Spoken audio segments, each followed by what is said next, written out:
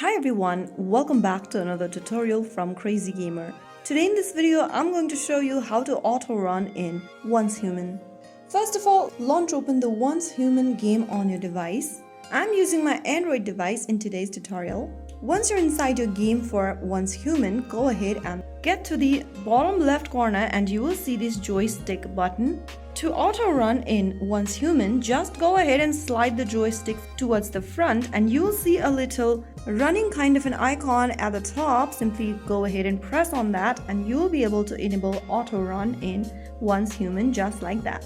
Now you can see your character auto running. If you want to stop the auto run, then simply tap on the running icon once again at the bottom and drag it a little in the front or anywhere.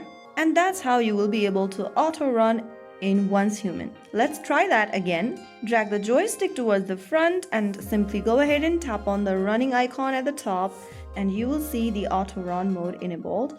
To stop auto running, tap on the joystick once again and move it towards any direction and you will then be able to turn on and off the auto run feature in Once Human. There is no specific button for auto run feature. All you need to do is to simply push forward the left joystick in order to make the function work.